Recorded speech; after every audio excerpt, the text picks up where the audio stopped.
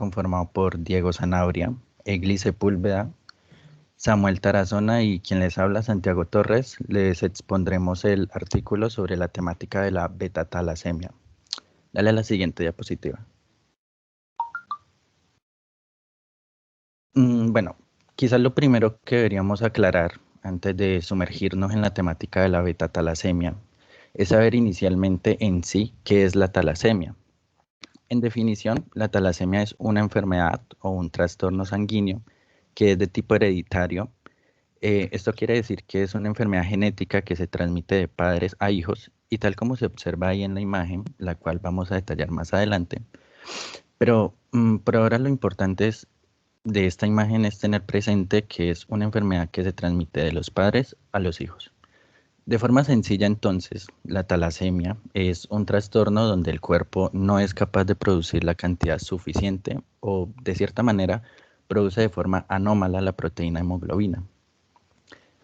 Esto ocurre porque en la talasemia hay un defecto en los genes que controlan la producción de las subunidades, o mejor conocidas como las cadenas de globina, que pueden ser la alfa o la beta. Y bueno, es eso lo que le da especificidad al nombre cuando hablamos de la beta-talasemia, es porque se presenta, digamos que, una reducción o pues realmente que no se está haciendo una producción de la cadena de la beta-globina. Y ya por último, es importante tener en cuenta o recalcar que en el mundo al año nacen aproximadamente 68.000 niños que sufren de síndrome de talasemia. Dale la siguiente diapositiva.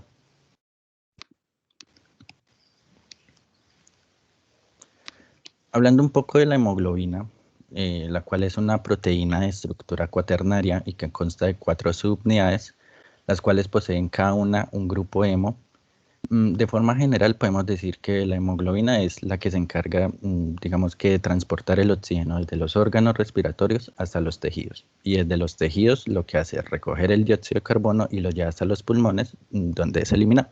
A grosso modo, digámoslo así. La hemoglobina es de suma importancia para los eritrocitos, que son las células sanguíneas, ya que cuando existe un déficit de ellas, se produce un mal funcionamiento de las células, o de estas células como tal, de los eritrocitos, generando que dure menos tiempo y esto genera, digamos que, la cantidad de glóbulos rojos disminuya en el torrente sanguíneo.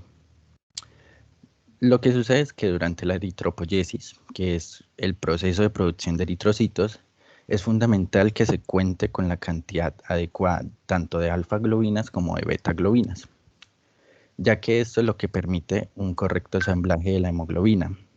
Viendo la tabla, podemos ver que, bueno, yo ahí demarqué 3 tipos que son como los más importantes en general,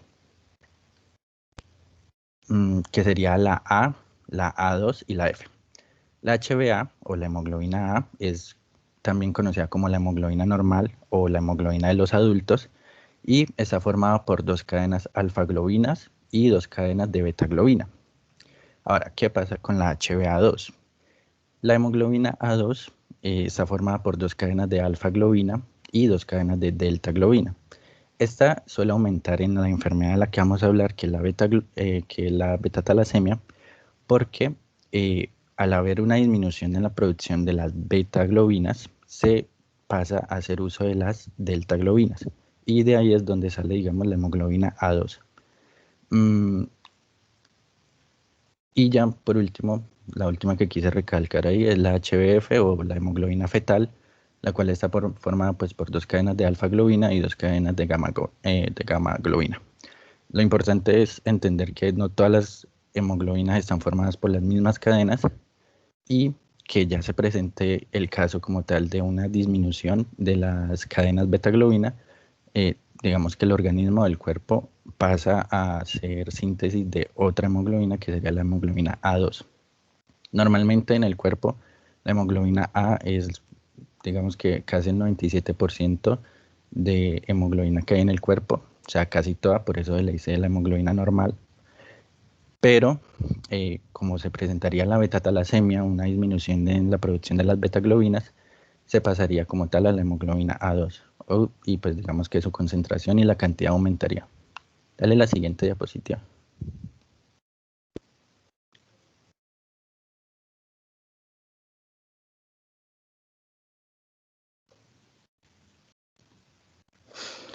Y las beta-talasemias en general, y lo que decía el artículo es que son anemias hereditarias autosómicas recesivas heterogéneas, que están caracterizadas por una síntesis reducida o un aumento de la cadena de beta-globina. Dale a la siguiente diapositiva un momentico, por favor. Bueno, con respecto al tema de que las beta-talasemias sean unas anemias hereditarias autosómicas recesivas heterogéneas, cabe aclarar lo siguiente. Primero que nada, el término anemia hace referencia a esta afección en la que la sangre de una persona no va a contar con los suficientes glóbulos rojos. Y en segundo lugar, que sea autosómica recesiva significa que el individuo necesita las dos copias de los genes mutados, o sea, que cada padre que es portador de la enfermedad, como se ve en la imagen, los muñequitos morados que están hasta arriba, lo que hacen es, como son padres portadores que no están afectados por la enfermedad porque tienen genes heterocigotos, le transmiten a sus hijos o a sus descendencias las dos copias mutadas. Como se ve en el sujeto que está pintado de rojo a la derecha, él digamos que tiene los dos genes de la mutación, que son las dos R minúsculas, y por tanto él saldría afectado por la enfermedad. O sea, Santiago. Sí. Digo Santiago, entonces si los dos padres son portadores, ¿qué probabilidad hay de que la descendencia salga enferma? Normalmente por algo que se llama herencia, se me escapa el nombre, pero mendeliana. O sea, significaría que el 25% de la probabilidad de la descendencia saldría afectada por la enfermedad, el 50% saldría portador de la enfermedad y el 25% restante saldría no afectado por la enfermedad. Listo. Sigue, Santiago. Dale. Y devuélvete a la anterior diapositiva, por favor.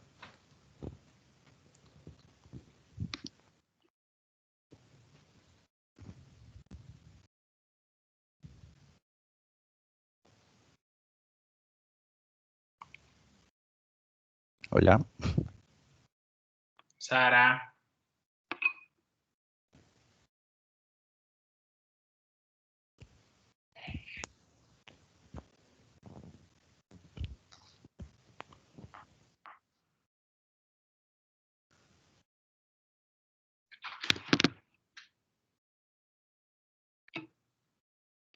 Bueno, digamos, continuemos porque no es importante lo que está en la diapositiva. Ah, bueno, se le fue la imagen.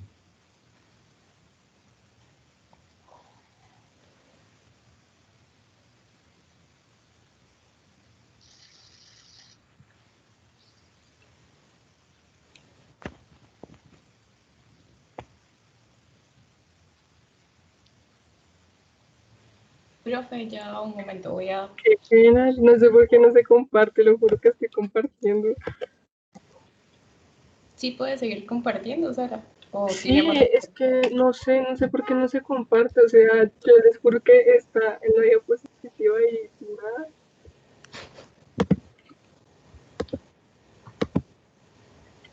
Ahí ya están viendo. Esa No, carga. Todavía no. No, Sara. Qué pena. No entiendo por qué, se los juro. No, pues que alguien más comparta porque yo les estoy compartiendo y no sé.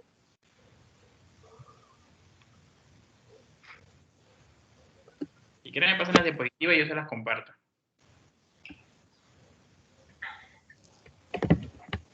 bueno, profe, ya se las envío. Listo.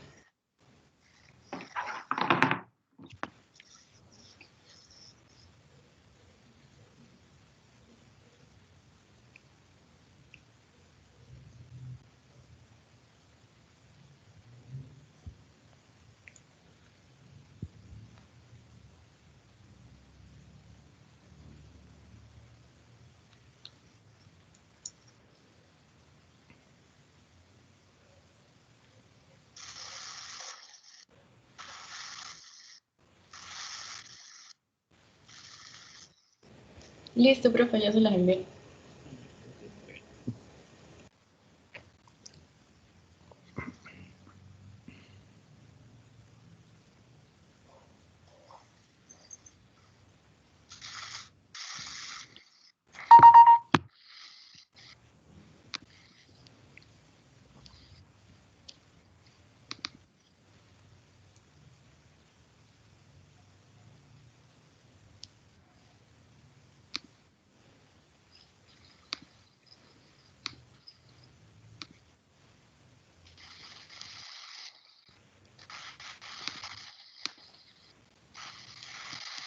Puedes poner la diapositiva 4.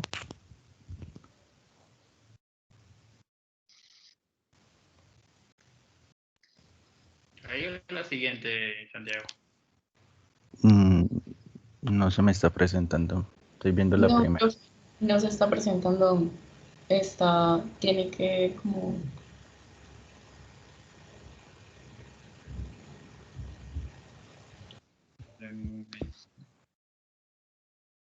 Ahí. Dos antes sería la diapositiva 4. Una antes. Esa.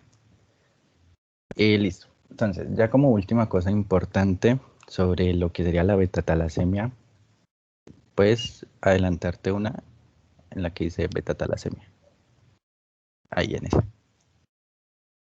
Como cosa importante ya para recalcar es que la beta-talasemia tiene 3 formas o tipos importantes o principales. Sería la beta-talasemia mayor, que es también conocida como la TM, digamos que esa es la forma de abreviarla, o también se le llama anemia de Cooley o anemia mediterránea.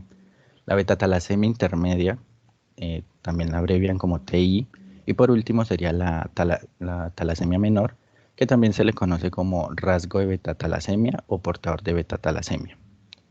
Normalmente los pacientes que tienen una talasemia mayor son homocigotos o heterocigotos, compuestos en genes que causan la ausencia. En el artículo aparece como beta 0 para referirse a la ausencia de la producción o síntesis de la betaglobina, o la reducción, que también en el artículo aparece como beta más.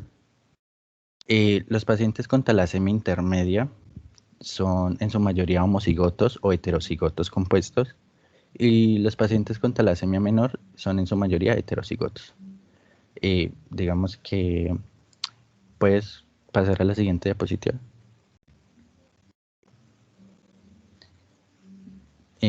Digamos que normalmente cuando se presenta la beta-talasemia mayor, se presenta en forma de homocigotos en su mayoría o en forma de heterocigoto compuesto. Cuando se habla de heterocigoto compuesto, y donde yo tengo entendido es que los dos padres presentan alelos anormales que son diferentes, pero que están en el mismo locus. Y al heredárselo a sus hijos, lo que hacen es heredar dos alelos anormales, o pueden ser mutados, que son diferentes. O sea, como un padre tenía un alelo y otro padre tenía otro alelo, pero están ubicados en el mismo locus, al heredárselo le heredan dos alelos diferentes, pero en un mismo locus a su hijo. Eso es lo que se presentaría entonces en la beta-talasemia mayor al hablarse de homocigotos o heterocigotos compuestos. Y, y ya, puedes pasar a la siguiente diapositiva. La prevalencia de lo que sería la beta-talasemia es bastante alta. En el mundo cerca de 80 a 90 millones de personas están reportadas como portadoras. Eso equivale aproximadamente al 1.5% de la población mundial. Pasa a la siguiente diapositiva, por favor.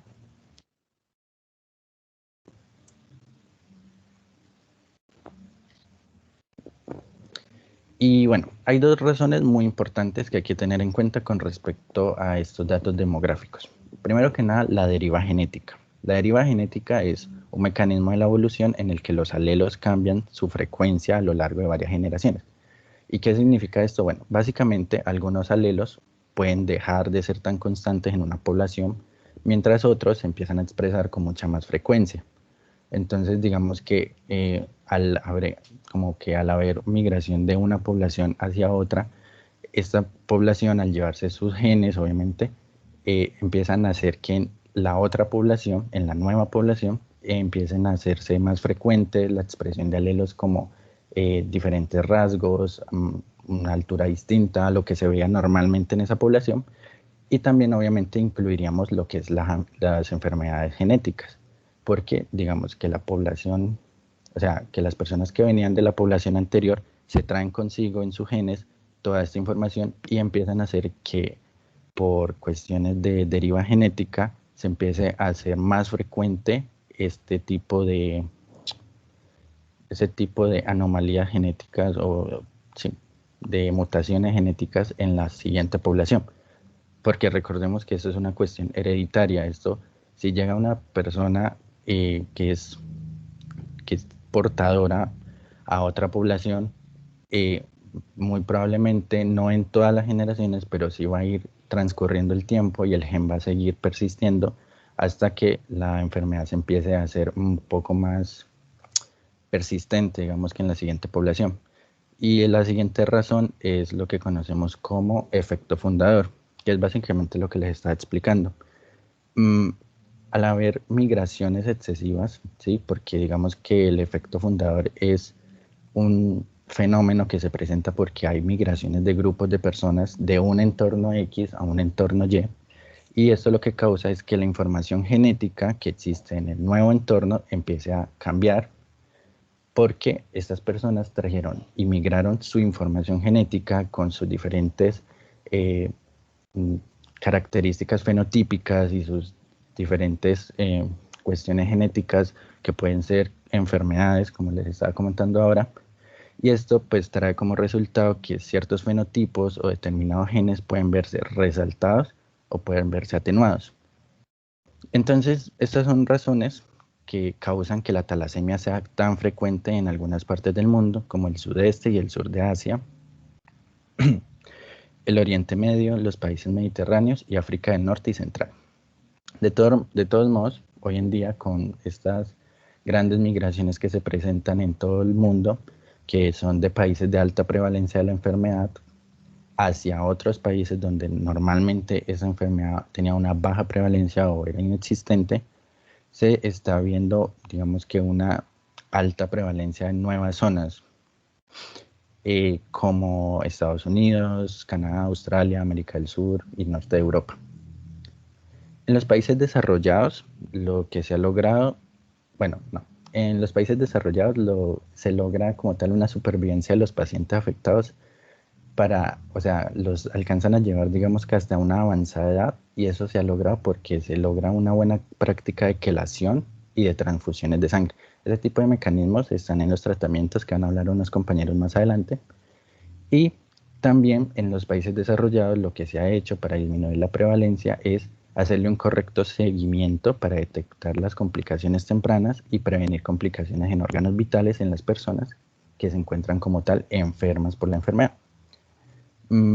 Mientras que en los países que están en vías de desarrollo y que normalmente son endémicos de la enfermedad, pues nada, el artículo menciona que se requiere unos mayores compromisos políticos, y esto es porque realmente se requiere ofrecer un correcto y eficaz abordaje de la enfermedad si realmente se quiere disminuir esa prevalencia en los países.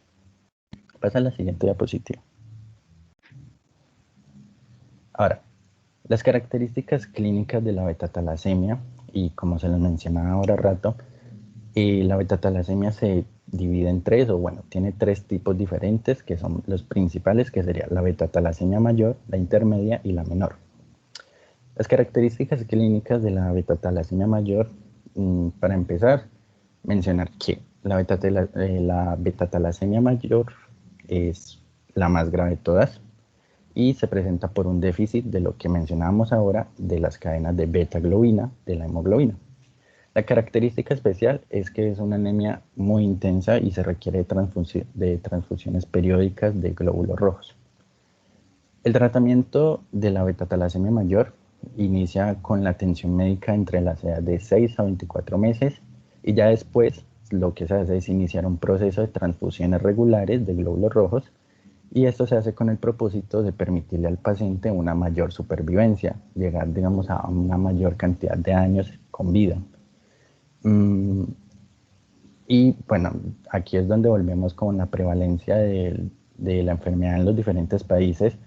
Este tipo de mecanismo de tratamiento están muy avanzados en países desarrollados, donde sí se ha buscado, digamos, la solución y se ha tenido compromisos políticos por obtener este tipo de cambios para los pacientes. Y bueno, digamos que en otros países que están en vías de desarrollo, pues normalmente esto no ocurre o se tiene unos mecanismos muy diferentes. Los bebés que están afectados no suelen tener una alta esperanza de vida, porque ellos suelen presentar afectaciones con los problemas de alimentación, suelen presentar diarrea, irritabilidad, fiebre recurrente y también generan un agrandamiento progresivo del abdomen y esto lo causa la esplenomegalia. Ahora, en los países desarrollados se realizan los diagnósticos prenatales y así es como se ha logrado llegar a este tipo de disminución en la se me fue el nombre. De esa disminución de los casos como tal de la enfermedad, porque se realizan diagnósticos prenatales y de esta manera se logra dar un inicio oportuno a los diferentes tratamientos como las transfusiones regulares. Dale la siguiente diapositiva.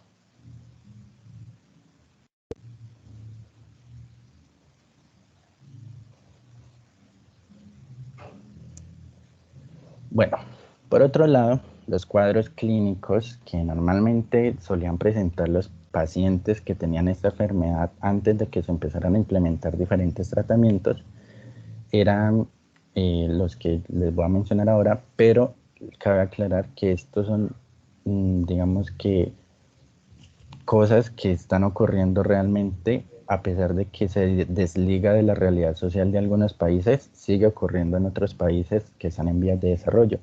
Y esto ocurre porque no tienen la oportunidad de entrar a un programa de transfusiones a largo plazo, sino que los dejan a mitad de camino o sí, o sea, como que no logran darle la cobertura completa para el tratamiento.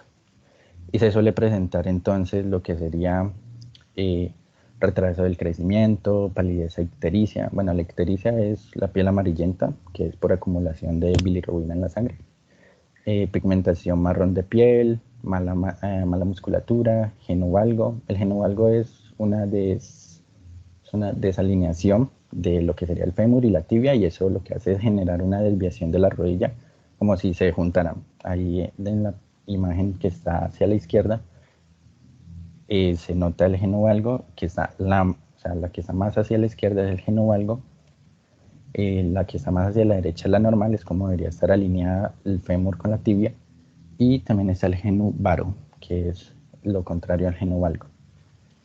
Y también se presentan hepatoesplenomegalias, que es el crecimiento simultáneo de lo que sería el hígado y el vaso, úlceras en las piernas, desarrollo de masas por hematopoiesis extramedular y cambios esqueléticos que pueden resultar en la expansión de la médula ósea. Y estos cambios óseos pueden llegar a darle deformación a los huesos largos de las piernas, cambios craneofaciales, también genera osteoporosis y bueno. Las personas que no se han sometido a transfusiones regulares suelen morir de insuficiencia cardíaca de alto gasto. Si se inicia un programa de transfusión regular que mantiene una concentración mínima en la hemoglobina, se inhibe lo que sería la eritropoyesis ineficaz y el crecimiento y el desarrollo va a poderse dar común y corriente hasta los 10 a 12 años.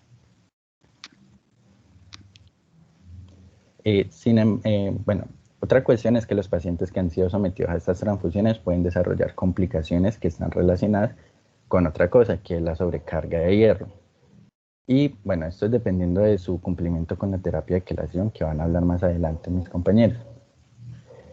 En los niños las complicaciones por sobrecarga de hierro suelen ser el retraso de crecimiento y falta de maduración sexual. Esas son como lo más normal que puede ocurrir cuando un niño presenta sobrecargo de hierro, y ya cuando se presenta ese sobrecargo en los adultos se genera fibrosis, cirrosis hepática, afectaciones de glándulas, esto desencadena de por sí diabetes mellitus, insuficiencia en glándula paratiroidea, tiroidea, pituitaria, en fin. Y también hay una cuestión con respecto a las enfermedades cardíacas, que es muy normal que las principales complicaciones sean la miocardiopatía dilatada y las arritmias. Dale a la siguiente. Con respecto a esta imagen que se encuentra en lo que sería el artículo, hay estudios que han demostrado que la mayoría de las personas que presentan talasemia y que son dependientes de transfusiones, normalmente las personas que son dependientes son las que presentan beta-talasemia mayor. Las que presentan beta-talasemia intermedia no suelen requerir constantemente transfusiones, sino muy ocasionalmente, y eso ya como en los casos más graves de la anemia que presenten estas personas. Normalmente las personas que reciben transfusiones tienen hierro cardíaco normal, pero hay unas proporciones que pueden llegar a generar sobrecargos. Hay algunas personas que generan sobrecarga de hierro hepática, al igual que cardíaca. Entonces, como vemos en la imagen, hay una probabilidad de sobrecarga, digamos que posible, que se dé a nivel cardíaco y también a nivel hepático. Entonces, digamos que es lo que quiere hablar, lo que nos dice el artículo es eso. Y que normalmente este tipo de sobrecargas de hierro hepático y que ocurren de forma simultánea con las sobrecargas de hierro cardíaco suelen llegar a producir en los pacientes muerte por trastornos hepáticos y enfermedades cardíacas. Hay otra cosa, y es que es importante entender que este tipo de sobrecargos está hoy en día generando un mayor riesgo a carcinomas hepatocelulares que han aumentado progresivamente como consecuencia de infecciones virales, de la sobrecarga de hierro y también de prolongar esa supervivencia de estos pacientes. Siguiente diapositiva. Santiago, aparte de la sobrecarga de hierro, ¿cuál es la otra complicación en los pacientes que se le hacen transfusiones recurrentes?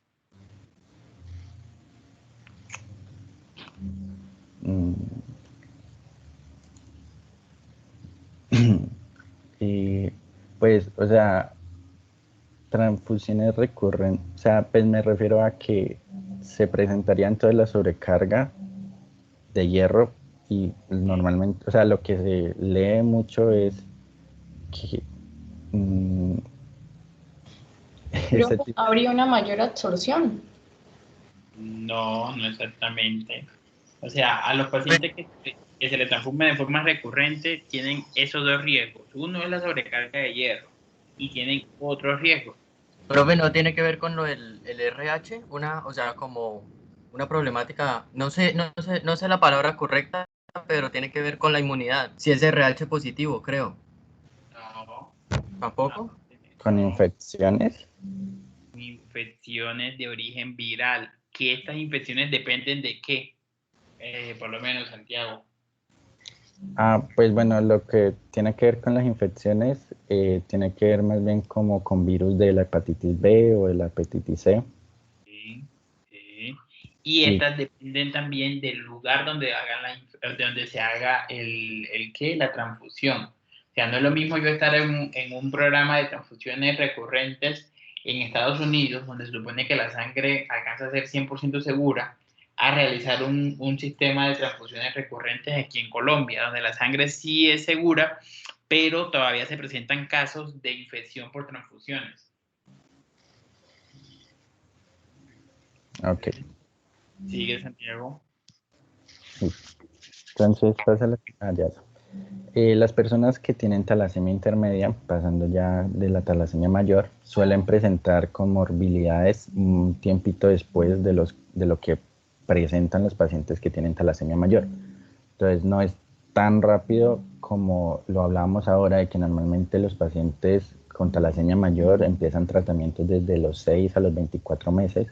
No, en la talasemia intermedia suele ser un poco más, o sea, un tiempo más adelante, pero se presenta también con síntomas. O sea, lo importante es entender que muchas veces puede ser asintomática, pero también puede presentar síntomas.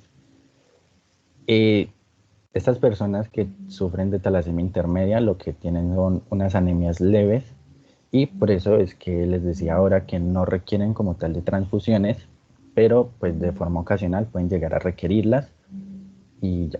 La imagen de la diapositiva lo que hace referencia es que en un artículo leí que en este tipo de talasemia intermedia se presenta alteraciones morfológicas eritrocitarias y bueno, esto es lo que podría llegarse a ver microscópicamente a nivel de los eritrocitos. Siguiente diapositiva. Santiago, Sí. ¿y cuál es el rango de anemia o de hemoglobina que manejan estos pacientes en la talasemia intermedia? Rango no sabría decirte. O sea, con respecto, no sabría No, no. Compañeros, esto debe ser el artículo.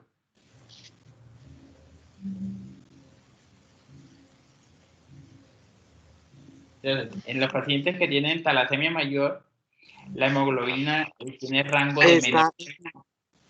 Profe, está la hemoglobina en talasemia mayor está en menos de 7 gramos por decilitro.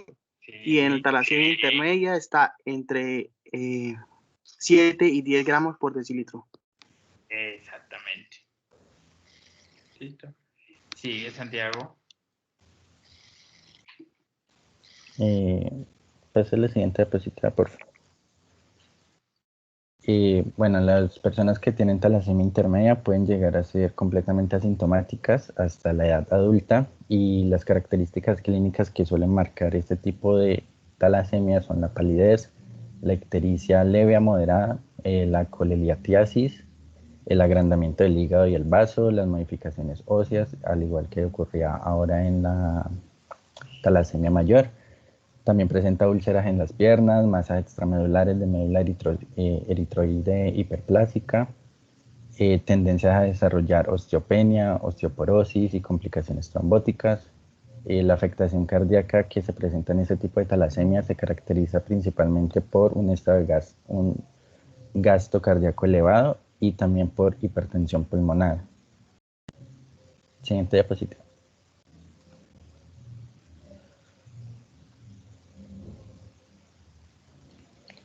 Y ya lo que se observa en esta diapositiva es una tomografía que se le tomó a un paciente que presentaba una masa pulmonar de eritropoyesis medular. También se ven lo que serían las úlceras en las piernas y lo que sería osteoporosis y osteopenia. Siguiente diapositiva. Y ya por último sería los pacientes que presentan talasemia menor, o lo que se conoce como rasgo de beta-talasemia. Suelen ser clínicamente asintomáticos, pero pueden llegar a presentar una anemia leve.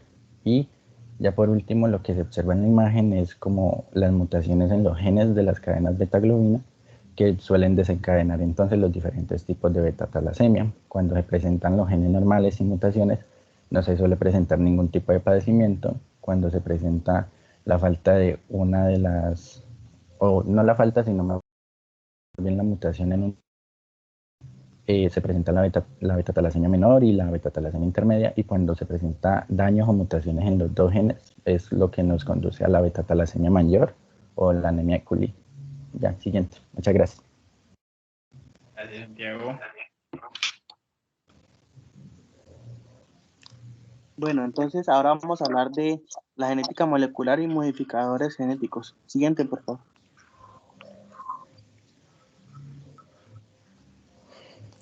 Bueno, entonces aquí en el artículo nos habla que el gen de la hemoglobina, que se llama HBB, se encuentra en el brazo corto del cromosoma 11, más específicamente en la región 11, 11.1, brazo 11, cromosoma 11, brazo corto, región 1. Banda 5. Banda 5, subbanda 4. Que no alcanzo. Bueno, entonces en esta región se encuentran los otros genes de las otras cadenas de globina que normalmente se observan. Primero está la epsilon, que es la embrionaria. Luego se encuentran la G y la A gamma, que son las de la hemoglobina fetal. Luego, pues en el artículo también nombraban un pseudogen de beta globina. También luego se encuentra el gen de la delta globina y luego se encuentra el gen de la globina beta, que es el normal. Aquí pues en el cuadro se encuentran las combinaciones de las cadenas que se observan normalmente pues en la fetal, que es A2 gamma 2, y la adulta pues que se observan las tres, la HbA, HbA2 y la HbF. Entonces, las principales tipos de mutaciones que se encuentran o de variantes genéticas son mutaciones puntuales, que son sustitución de aminoácidos por otros, que inserciones o deleciones de fragmentos de secuencias de aminoácidos, mutaciones de codeterminación o alargamiento desde la cadena o disminución, generalmente pues el cambio del marco de lectura. O también pues en casos más raros la hibridación anómala entre dos cadenas de globina, que eso pues, se observa más adelante. Siguiente, por favor.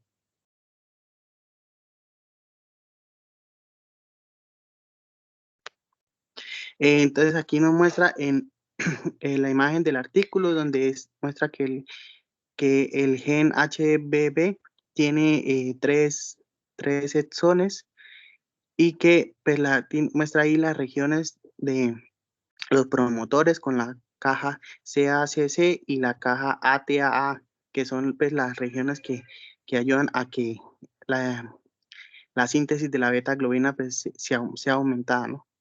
Y en la parte B nos muestra los sitios calientes de mutaciones, que son pues, los sitios donde mayormente se presentan las mutaciones en los promotores, en las zonas no traducidas, 5' y 3', y el proceso de RNA, los codones nuisance que provocan la terminación de la producción antes de tiempo, y los cambios del marco de lectura. Siguiente, por favor.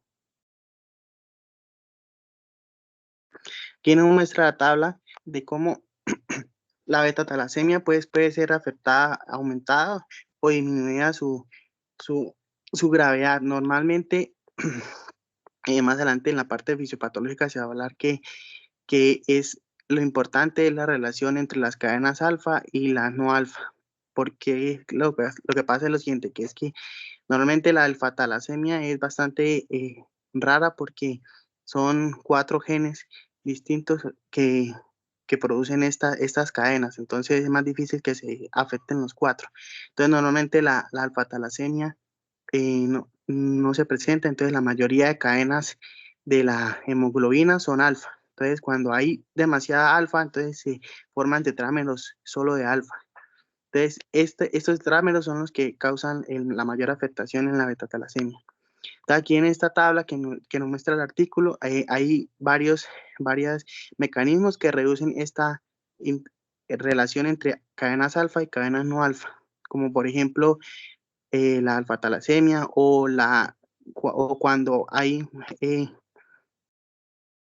modificaciones genéticas que no permiten que la hemoglobina fetal se desaparezca o que se disminuya, sino que permiten que ella siga produciéndose. Entonces, ¿qué es lo que pasa? Que las cadenas gamma se unen con las cadenas alfa y pues producen hemoglobina fetal que reduce la cantidad de tetrámeros alfa libres.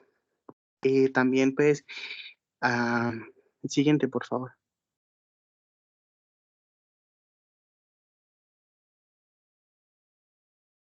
También pues ahí nos muestra cómo las modificaciones en los promotores y también en las proteínas que interactúan con la ADN, como que son KLF1 o HSP. Entonces, en estos casos, estas aumentan el riesgo aumentan la talasemia porque pueden reducir la síntesis de beta-globina. También, pues, por ejemplo, si hay afectación en la región TATA y CAA, se puede reducir de 10 a 20 veces la frecuencia del inicio de las transcripciones del gen HBB. También, pues, nos habla el artículo que hay sitios HS, que son sitios donde son hipersensibles de la unión de proteínas de cofactores que aumentan la producción y que producen que se aumenta o se disminuye la producción de HBB. Se nombran 4. Y también nos habla de que cada sitio normalmente lo más importante son los sitios donde está el GATA1. Siguiente, por favor, que es el GATA1 es esencial para el correcto desarrollo de los eritrocitos y de los megacarcinocitos, que son los productores de plaquetas, razón por la cual en los ratones que se les disminuye ese gen mueren en el estado de embrión, porque esto favorece la transcripción de la proteína estructural alfa-espectrina, que es crucial para que los glóbulos rojos adopten su forma correspondiente. Se ha podido observar que GATA1 incrementa la transcripción más de 100 veces en humanos del gen de la beta-globina. El factor nuclear eritroide 2, que es una proteína que controla el modo en que se expresan ciertos genes. Siguiente, por favor, la diapositiva. Estos genes ayudan a proteger la célula de radicales libres. Se llama NRF2. Factor similar a Kruppel. Es un factor de transcripción que es necesario para la maduración adecuada de los glóbulos de los eritrocitos. Los estudios en ratones demostró que promovieron la función crítica de KLF1 en el desarrollo hematopoyético. Los embriones de ratón con deficiencia de KLF1 exhiben un fenotipo de anemia letal, porque no promueven la transcripción de la beta-globina adulta y mueren en el día embrionero 15. Y la sobreexposición a KLF1 da como resultado una reducción en el número de plaquetas circulantes y acelera la aparición del gen de la beta-globina. KLF1 coordina la regulación de 6 vías celulares que son esenciales para la diferenciación eritroide, que es la membrana celular y el citoesqueleto, apoptosis, síntesis y transporte del grupo hemo, ciclo celular, adquisición de hierro, producción de cadenas de globina, y también está relacionado con 3 procesos principales que son todos esenciales para la transcripción del gen de la beta-globina, que es la remodelación de la cromatina, modulación del cambio de gamma a beta-globina y la actividad transcripcional. Estos sitios HS se encuentran ahí como se ve después del exón 2 hacia el exón 3 o en varios de los que estábamos hablando, porque esa es la zona donde se unen los dedos de zinc, que son lo que estábamos hablando, el GTA y el KLF1. En la parte de arriba de la figura pues se observa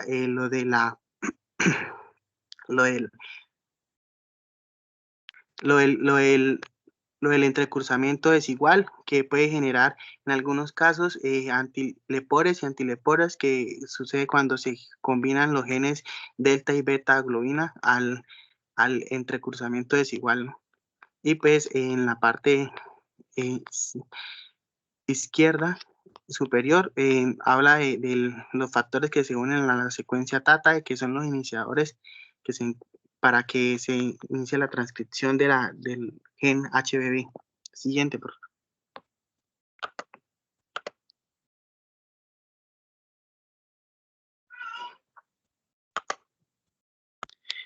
Siguiente, listo. Entonces, no todos los entonces aquí nos habla que no todos los defectos de la cadena de globina producen síntomas.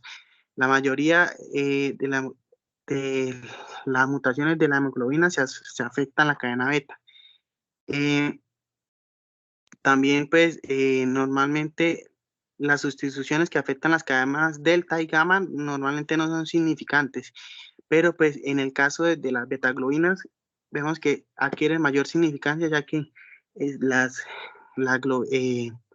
cadenas delta y gamma pueden sustituir a la globina beta para que los efectos adversos se disminuyan. Las variables titulares son causantes de síntomas cuando afectan la solubilidad, la afinidad por el oxígeno y la estabilidad de la hemoglobina. Siguiente, por favor.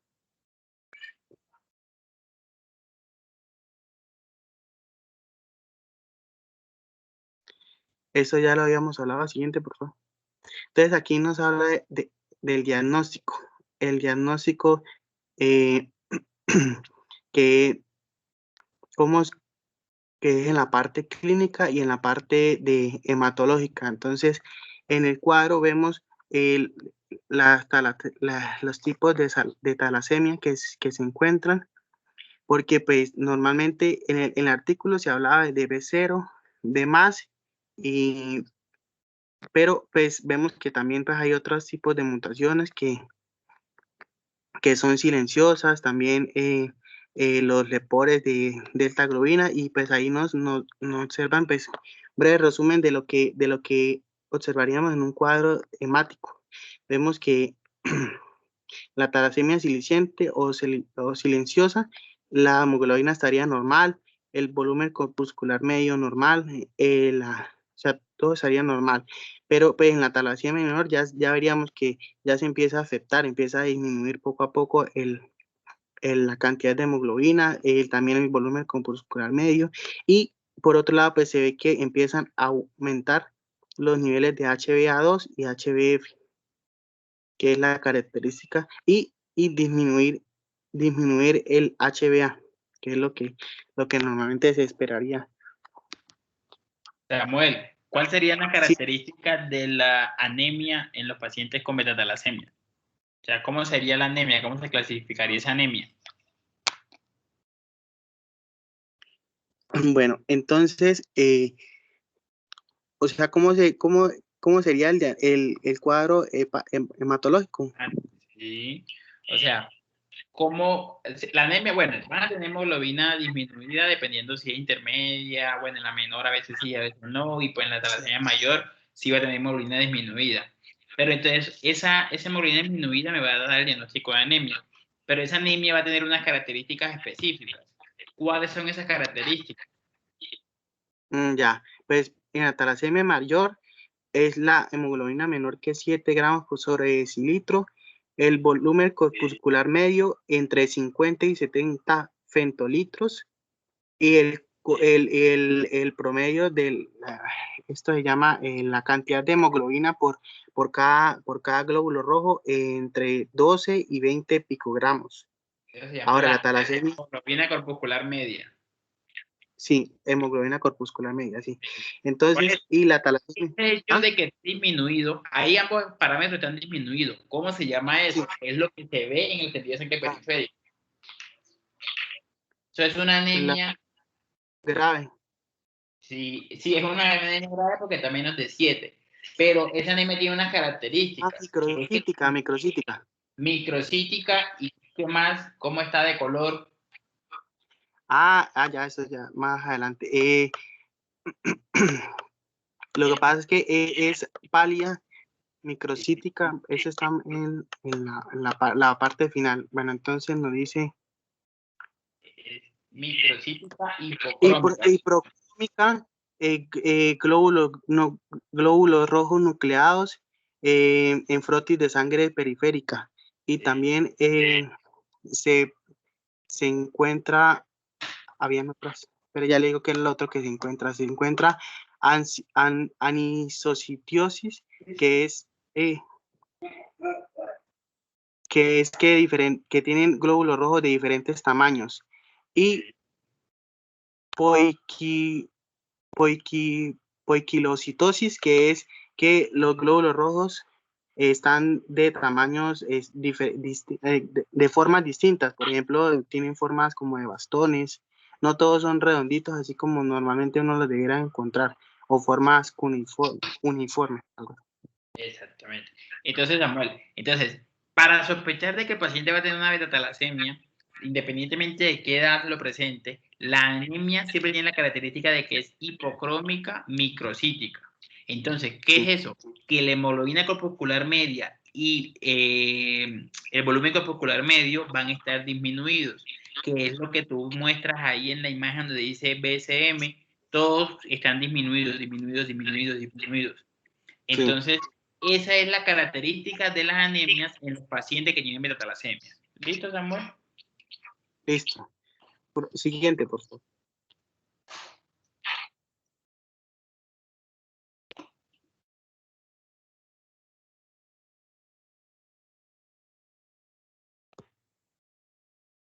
Siguiente diapositiva, por favor. Allá.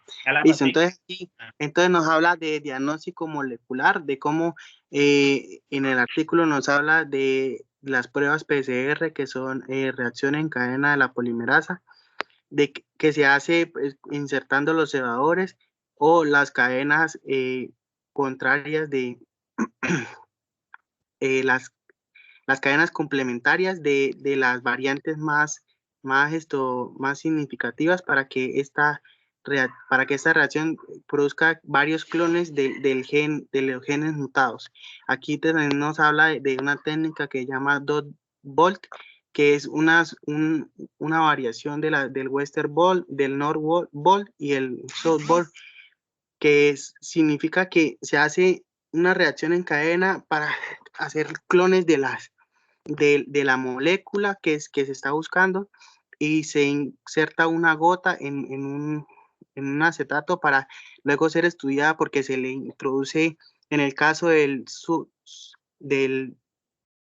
Northern Bolt y el Southern Bolt,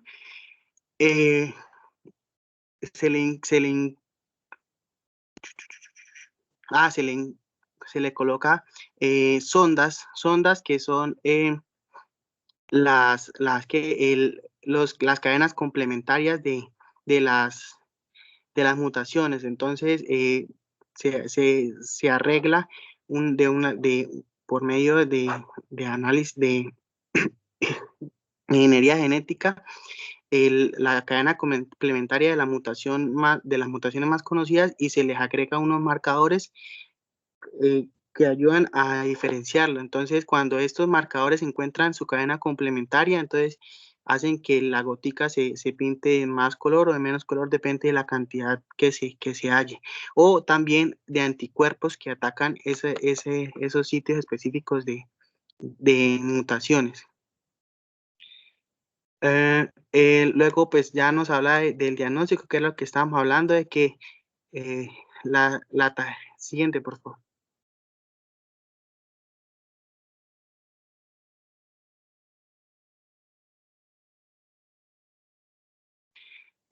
Bueno, entonces que cuando son mayores a 12 meses, dice que los hallazgos hematológicos de anemia hipocrómica, microcítica y glóbulos rojos nucleados en flotes de sangre periférica y el análisis de hemoglobina revelan cantidades disminuidas de HbA y cantidades aumentadas de HbF. O sea, pues que lo que ya habíamos hablado, que normalmente, o de HbA2 también se puede observar.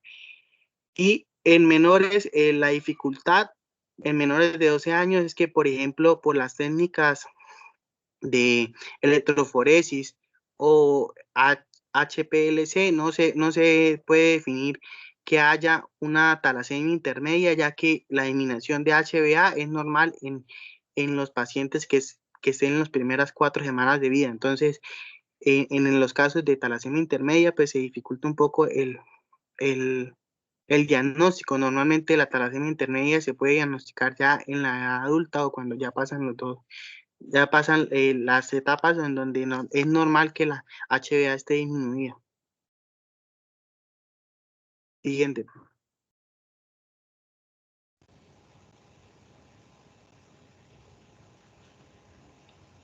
Bueno, ahora hablaremos sobre el diagnóstico diferencial.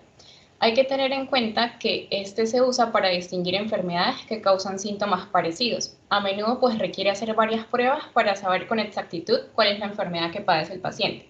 Aunque pocas condiciones comparten similitudes con la beta-talasemia homocigótica, se pueden realizar ciertos tipos de pruebas para descartar que sea otra patología. Y pues algunas de estas pruebas son la secuenciación del gen HBB, el cual codifica para la cadena beta de la hemoglobina, como ya lo habían mencionado, y por lo tanto, pues a través de la secuenciación se podrá establecer el diagnóstico de alguna lesión molecular del gen, como lo es frecuentemente la del exón 3. Allí pues se va a generar un producto proteico anormal hiperinestable, que se va a precipitar a las membranas del eritrocito junto con las cadenas alfa de globina no ensambladas, resultando así una eritropoyesis ineficaz, como se presenta pues en la beta-talasemia dominante o mayor o en hemoglobinopatías talasémicas. También pueden realizarse a través de determinación genética, donde pues se pueden diferenciar ciertos tipos de anemia, como la anemia sideroblástica, que se caracteriza por la sobrecarga patológica de depósitos de hierro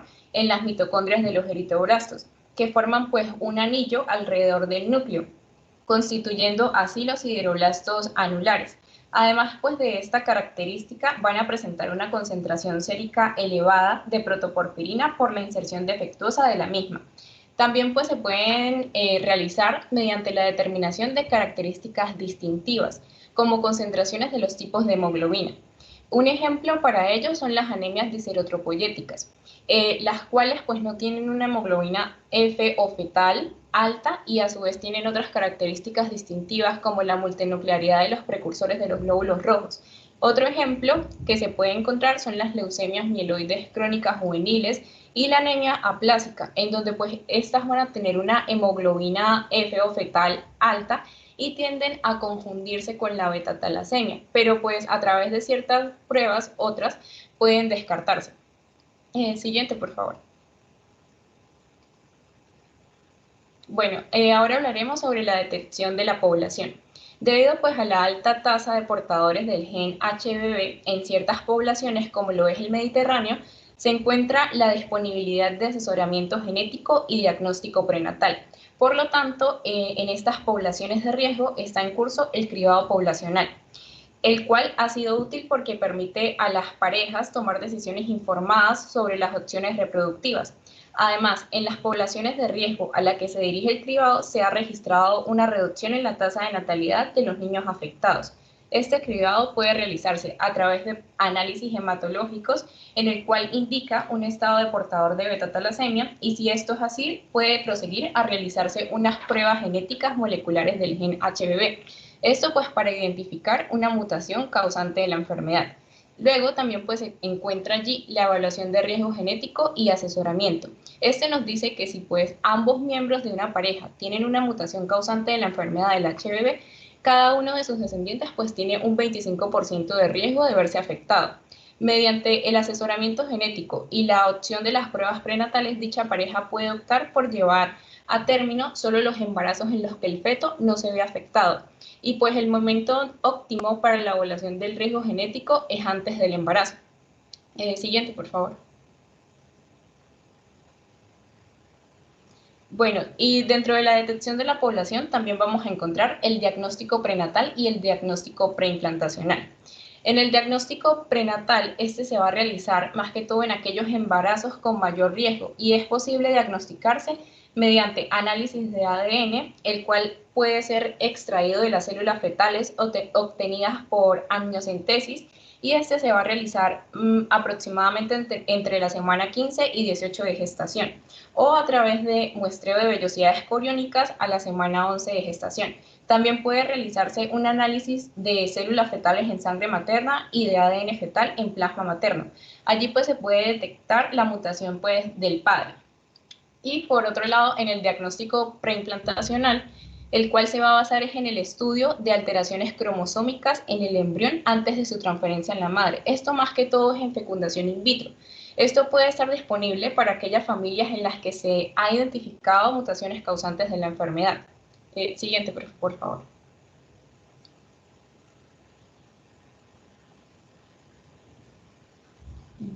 Siguiente, profe. Bueno, ahora hablaremos sobre el manejo de la talasemia intermedia.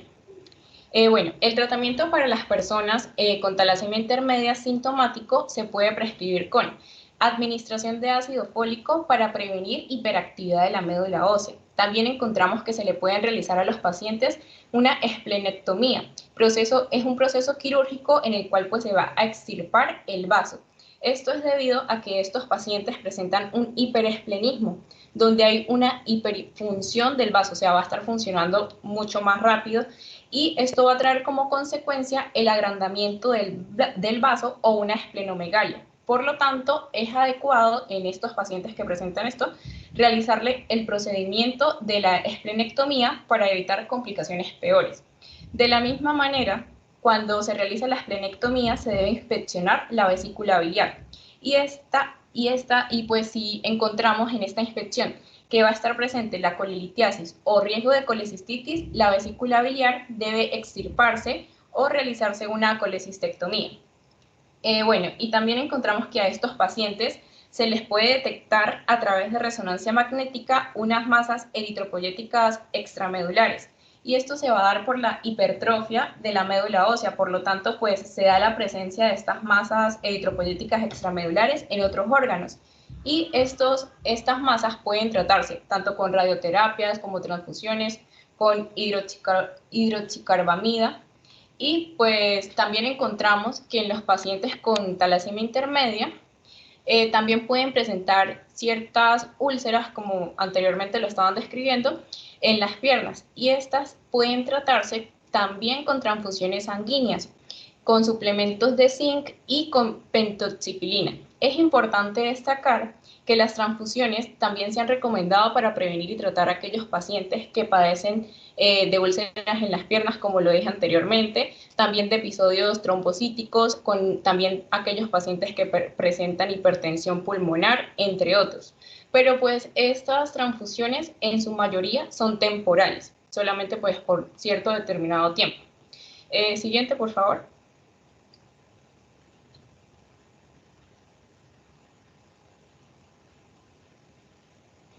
Siguiente, profe. Bueno, a los pacientes que se le ha realizado la esplenectomía pueden presentar un alto riesgo de trombosis. Y pues las recomendaciones para ellos es administrar anticoagulantes plaquetarios, agentes antiagregantes plaquetarios y heparina de bajo peso molecular. De la misma manera, estos pacientes con talasemia intermedia pueden desarrollar una sobrecarga de hierro porque hay pues una mayor absorción gastrointestinal de hierro o debido a las transfusiones ocasionales. Y pues por ello deben iniciar una terapia de quelación, las cuales van a ayudar a eliminar el exceso de hierro en sangre. Y esto se administra cuando la concentración de ferritina sérica excede aproximadamente los 800 nanogramos por mililitros o hay una concentración de hierro en hígado mayor a 5 miligramos de hierro por gramo seco. Y bueno, pues más adelante mi compañero les hablará mucho mejor acerca de estas terapias de quelación. Siguiente, por favor. Bueno, ahora hablaremos sobre el manejo de la talasemia mayor. Allí podemos encontrar varios tipos de manejo, como lo son las transfusiones.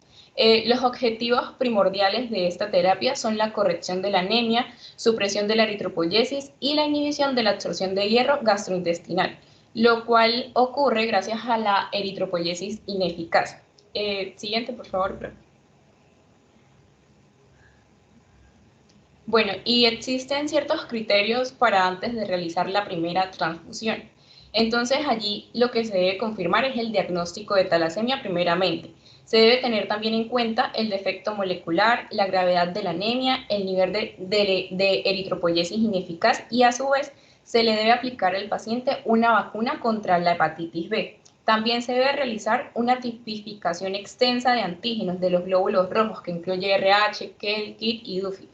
Y por último, se debe realizar una determinación de inmunoglobulina sérica, la cual va a detectar a aquellas personas con deficiencias de inmunoglobulina A que necesitan pues una preparación de la unidad de sangre antes de cada transfusión. También pues vamos a encontrar unos criterios durante cada transfusión. Allí nos indica que se deben administrar transfusiones de sangre cada 2 a 5 semanas. Esto para mantener el nivel de hemoglobina previo a la transfusión por encima de 9 a 10,5 gramos por litro. Esto permite pues que el paciente pueda realizar ciertas actividades normales y pues no tenga como consecuencias mayores. Otro criterio que se debe tener en cuenta durante la transfusión de glóbulos rojos es la cantidad que se transfunde. La transfusión de glóbulos rojos no puede exceder de 15 a 20 mililitros por kilogramo por día. Y estos deben ser infundidos a una velocidad máxima de 5 mililitros por kilogramos por hora para evitar un rápido aumento del volumen sanguíneo. En cada transfusión se debe registrar los índices de las concentraciones antes y después de la transfusión para monitorear la efectividad de la terapia. Siguiente, por favor.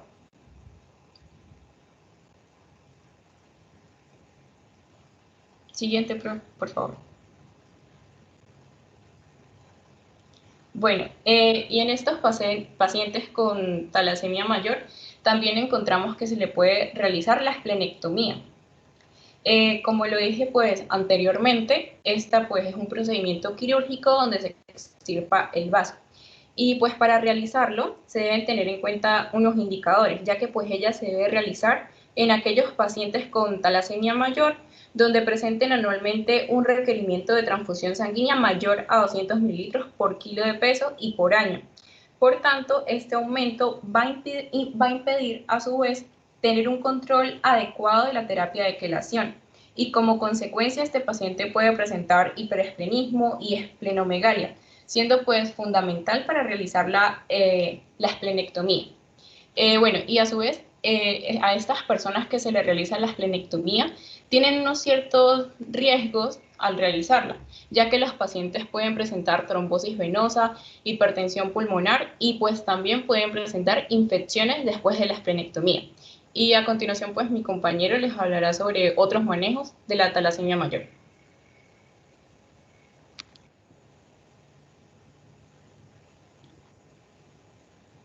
Buenas tardes. A continuación les voy a hablar entonces acerca de el manejo de la talasemia en cuanto a la prevención y tratamiento de la sobrecarga del hierro. Una de las consecuencias frecuentes, como ya lo habíamos mencionado, de las transfusiones en pacientes con beta-talasemia es la hemosiderosis transfusional, que consiste en un aumento de la hemosiderina en sangre. La hemosiderina deriva de la hemoglobina cuando hay un exceso de hierro en el organismo, debido a que los eritrocitos exógenos, es decir, los que provienen de las transfusiones, son una alta fuente de hierro, y el cuerpo carece de un mecanismo dedicado a la excreción del exceso de hierro. Entonces, las complicaciones más frecuentes de la hemosiderosis transfusional son falla cardíaca, cirrosis, retraso en el crecimiento y alteraciones endocrinas. Para prevenir o incluso tratar la hemosiderosis transfusional, se deben implementar en estos pacientes el uso de agentes quelantes de hierro. Los agentes quelantes son sustancias que forman complejos con metales pesados, es decir, tienen la función de atraparlos, y al juntarse con estos metales adquieren el nombre de quelato, es decir, el quelato ya es el complejo. Aquí en la figura que tenemos a la derecha podemos observar un ejemplo de quelato, que es la molécula quelante formando complejos con el hierro. Actualmente se usan 3 quelantes de hierro en el ámbito de la beta-talasemia, los cuales vemos aquí relacionados, y son la deferoxamina, la deferiprona y el deferaxiros. La deferoxamina es una molécula grande con baja disponibilidad oral y una semivida corta, de aproximadamente 20 minutos, por lo que se requiere la implementación de una bomba portátil de infusión subcutánea durante un periodo de 8 a 12 horas, de 5 a 7 días a la semana, para que se genere la quelación necesaria para eliminar el exceso de hierro en la sangre.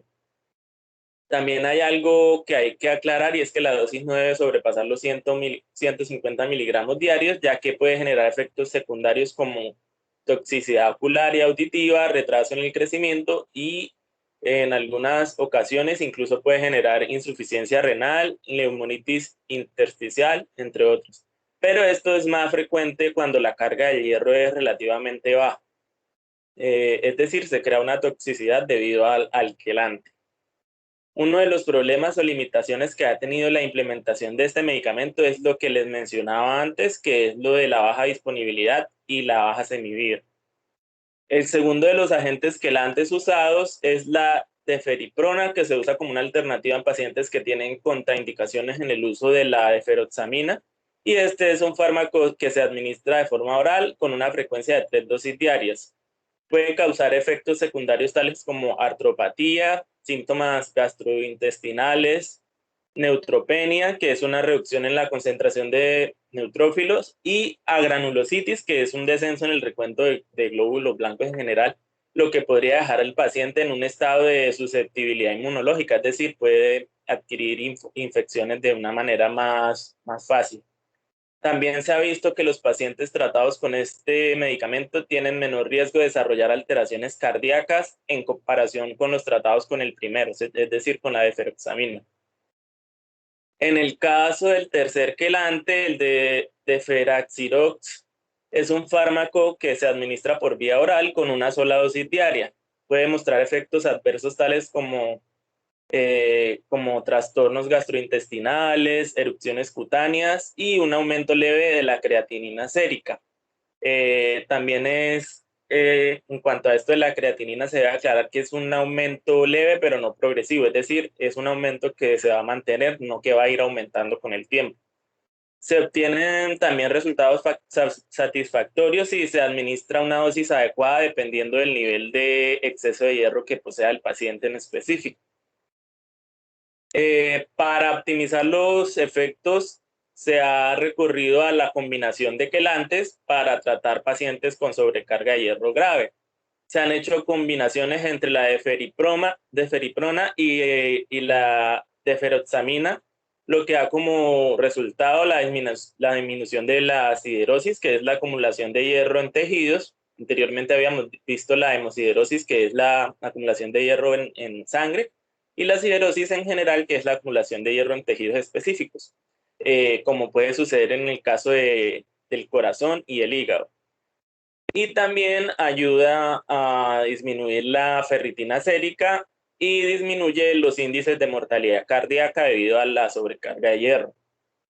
En ocasiones, tal como se los había mencionado, algunos pacientes no pueden utilizar un quelante específico debido a sus efectos adversos. Por eso también se puede generar una combinación entre la deferoxamina y el deferaxiros, es decir, una combinación alterna para tratar siderosis miocárdica grave. También se están haciendo investigaciones al respecto del uso de quelantes combinados con el amlodipino, lo que podría ayudar a aumentar la acción de reducción del hierro cardíaco más que la terapia de quelación por sí sola. Para poder tener una efectividad en el tratamiento, se debe tener un control riguroso en las dosis de quelantes administrados a los pacientes, teniendo en cuenta las características particulares de cada uno, es decir, los niveles pues, de hemoglobina y de hierro que posean. Algunos métodos para verificar los niveles de hierro incluyen la evaluación de los niveles de ferritina sérica, que ya se las mencioné, al igual que la concentración de hierro hepático, lo que se va a hacer por medio de una biopsia hepática. También se ha implementado el uso de resonancia magnética, entre otros que permiten pues, hacer un control riguroso de eso. Vamos a la siguiente diapositiva, por favor.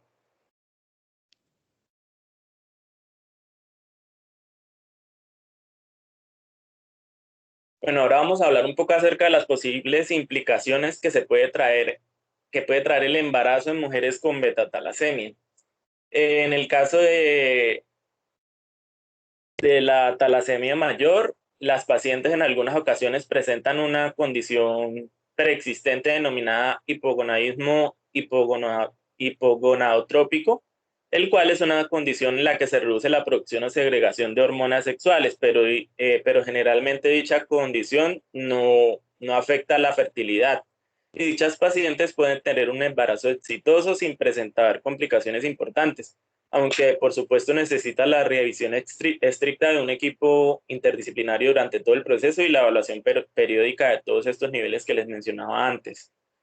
En el caso de la talasemia intermedia, no hay mucha evidencia al respecto, pero se ha descubierto que en pacientes que no habían recibido transfusiones o que habían recibido una mínima cantidad de sangre antes del embarazo, tienen riesgo de padecer anemia aloinmune, de llegar a requerir una transfusión durante el embarazo. ¿Qué es la anemia aloinmune? Consiste en que se crea una reacción inmunitaria en la paciente al recibir la transfusión, generando una respuesta de rechazo ante la sangre que se le va a transfundir, y lo que dará como resultado una hemólisis, es decir, una destrucción de las células sanguíneas como respuesta inmune ante una sustancia extraña, es decir, el organismo lo reconoce como una sustancia extraña. Vamos a la siguiente, por favor.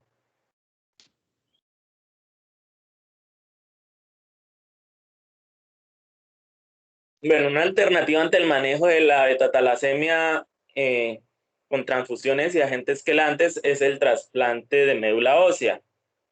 Y además de esto es la única opción curativa que existe, es decir, los otros son tratamientos que básicamente van a ser de por vida para la persona, pero este representa una posibilidad de cura. El trasplante se hace generalmente de hermanos con HLA idénticos, que los HLA son los antígenos leucocitarios humanos y ayudan al sistema inmune a reconocer sustancias o tejidos extraños, por lo que el hecho de que sean idénticos reducirá el riesgo de rechazo al trasplante. se ha obtenido una supervivencia sin la enfermedad superior al 90% en niños con predisposición genética o diagnóstico de talasemia cuando estos carecen de condiciones asociadas como hepatomegalia o fibrosis hepática. Y también se usa un medicamento denominado treosulfán, que sirve para acondicionar el organismo para una posterior implantación de médula ósea donada. Es decir, ayuda a preparar el sistema inmune para que no se cree una respuesta de rechazo, aunque se recomienda que el donante y el receptor estén emparentados. También se han realizado procesos en los cuales el donante no está emparentado, siempre y cuando haya una compatibilidad con el HLA, el antígeno leucocitario. Y pues se han obtenido resultados satisfactorios. Otra forma terapéutica usada también ha sido el trasplante de sangre de cordón umbilical de un donante emparentado, la cual se asocia con un bajo riesgo de presentar una respuesta inmunitaria de rechazo, siempre que el donante esté relacionado, pero no hay datos suficientes para determinar si se puede conseguir un efecto similar con donantes no emparentados. Si se comparan las dos formas terapéuticas, es decir, las transfusiones con uso asociado de agentes quelantes y por otro lado el trasplante de la médula ósea, se concluye que es mucho mejor desde el ámbito económico recurrir al trasplante, ya que como lo mencioné anteriormente, si se dan las condiciones necesarias, representaría una cura definitiva para la enfermedad y pues haría que el paciente no esté sometido a un tratamiento de por vida. Vamos a la siguiente, por favor. Diego, Señor. ¿cuáles pueden ser los efectos adversos que se le hagan a los pacientes que son trasplantados de médula ósea? O sea, ¿cuáles efectos pueden presentar? Lo que le mencionaba anteriormente de lo de la anemia inmune, puede ser que rechace los... ¿Cierto? Sí, lo que ¿Cómo? se le trasplantó. Que Sí, rechace pues, lo que se le trasplantó. sí, señor. También puede haber enfermedad de injerto contra el huésped, que es que responde en contra del receptor, lo trasplantado, y también puede haber efectos tóxicos por el trasplante de médula ósea. Esos son los tres efectos que se pueden presentar en un trasplante de médula ósea, principalmente, Diego. Sí, señor, gracias, profe. Sigue. Vamos a la siguiente, por favor. Eso. Bueno, aparte de las terapias ya mencionadas, hay otras que siguen bajo investigación y han demostrado algunos resultados positivos en cuanto al manejo de la beta-talasemia. Les voy a mencionar algunos de estos. En primer lugar, tenemos la inducción de la síntesis de la hemoglobina fetal para reducir la gravedad de la beta-talasemia al mejorar el desequilibrio entre las cadenas alfa-globina y no alfa-globina. Varios compuestos farmacológicos han tenido resultados alentadores en este proceso. Estos agentes inducen la hemoglobina fetal por diferentes mecanismos que aún no están bien definidos, entonces se necesita más investigación para poder establecer como los mecanismos de acción en cuanto al tratamiento de la enfermedad con base en estos medicamentos. Un medicamento que también se ha estado estudiando en cuanto a sus efectos para tratar la beta-talasemia es la hidroxiurea, que se usa generalmente para tratar algunos tipos de leucemia o también la anemia falciforme. Y también ayuda a disminuir las masas extramedulares que mencionaban mis compañeros anteriormente y que se forman debido a todo este proceso patológico. Debido a su acción en la formación de células sanguíneas, podría tener un efecto positivo en el manejo de la enfermedad. Es decir, este medicamento puede influenciar en todos estos procesos de formación de las células sanguíneas. También existen estudios que han demostrado que interrumpir el ciclo vicioso entre la eritropoyesis ineficaz y la sobrecarga de hierro puede tener un beneficio terapéutico en las talasemias. La inducción de la restricción de hierro mediante infusiones de transferrina mini-hepcidinas o la manipulación de la vía hepcidina previene la sobrecarga de hierro, que es pues uno de los grandes problemas o efectos adversos del tratamiento con transfusiones. y redistribuye el hierro de las células parenquimatosas a los depósitos de macrófagos y controla parcialmente la anemia en ratones beta-talasémicos. También se está investigando acerca de la relación de moduladores de la eritropoyesis o hematopoyesis, como lo es el TGF-beta, que es el factor de crecimiento transformante beta, o el JAK2, que es la quinasa Janus2, implicados en procesos tales como proliferación, diferenciación, multiplicación, migración y apoptosis de células sanguíneas.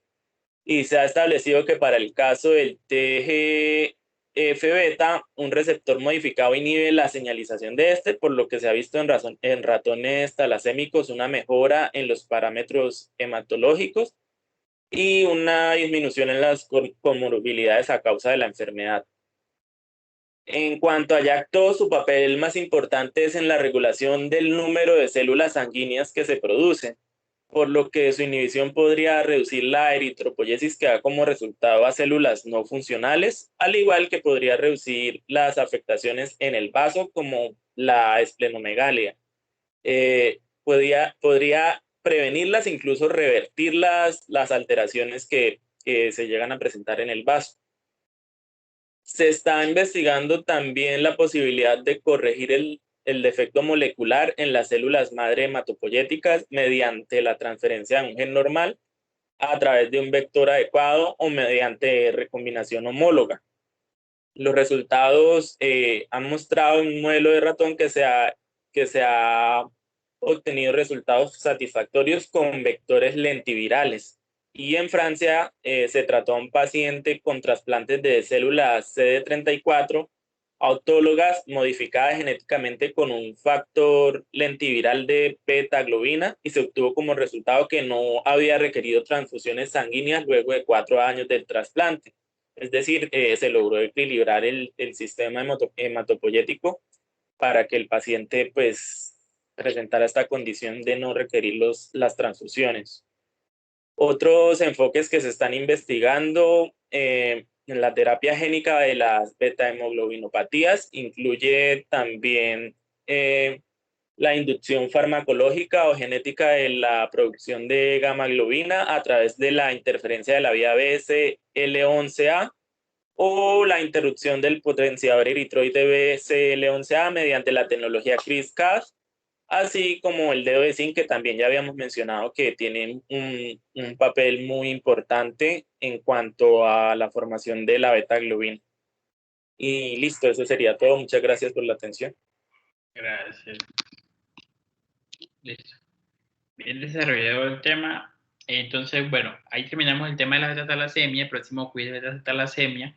Recuerden de que el día lunes, la próxima semana, no voy a poder dar la clase porque no voy a estar en Pamplona. Toca coordinar entre todos